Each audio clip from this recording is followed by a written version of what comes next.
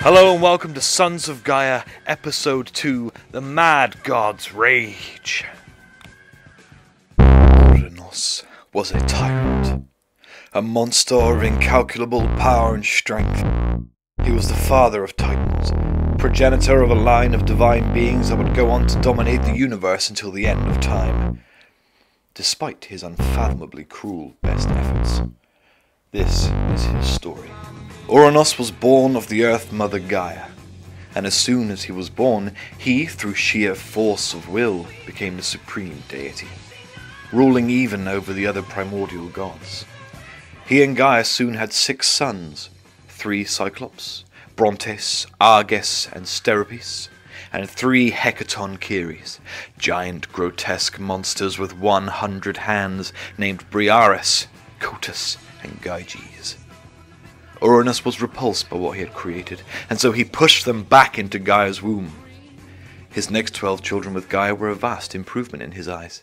They were breathtakingly beautiful, intelligent, and, inevitably, amorous.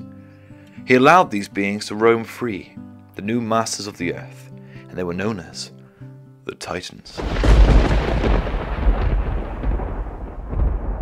Gaia had to rid the world of Ouranos, the absurdly cruel husband that had forced her children back into her womb to be imprisoned for all time. She pleaded with her remaining children, the divine Titans, for help in destroying Ouranos, master of the universe. All declined, save for one. Kronos was his father's true heir in many ways, but when your father is the almighty and immortal dictator of the universe, you may find your succession frustrated. Kronos agreed to help. So his mother fashioned for him a great sickle, a blade with which Kronos can kill and usurp the terrible Ouranos. Although I'll let Hesiod tell this tale. This is another passage from Hesiod's Theogony. She conceived a cunning evil trick. Quickly she made the element of grey adamant and fashioned a great sickle and showed it to her children. Then she spoke, encouraging them, though sorrowing in her heart. My children with a reckless father, if only you agreed to obey me, we would avenge the evil outrage of this father of yours, for he first devised unseemly deeds. Thus she spoke, and binding fear grabbed them all, and none of them spoke. Then great Kronos of crooked counsel, emboldened, quickly addressed his dear mother with words. Mother, I promise that I will bring to completion this deed, since I do not care for that ill-named father of ours, for he first devised unseemly deeds.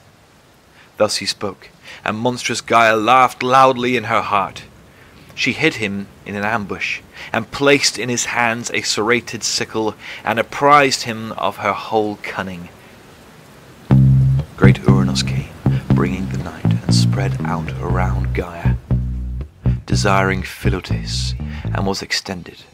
His son reached out from ambush with his left hand, and in his right hand he held the sickle, long and serrated, and the genitals of his father he quickly reaped and threw behind his back to be carried away.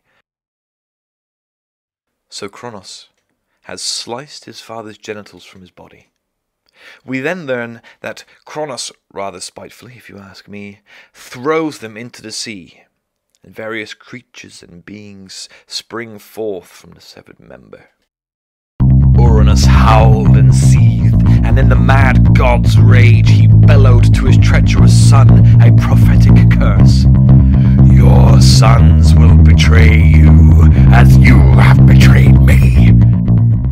And then he retreated to become the sky, and was powerless thereafter to interfere in the lives of gods and men, as Kronos finally took his father's place as king of the universe.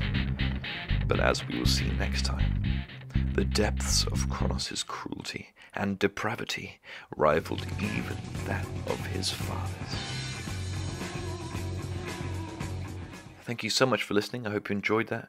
The next episode will be with you soon. Please like and share and tell your friends about us. Thank you.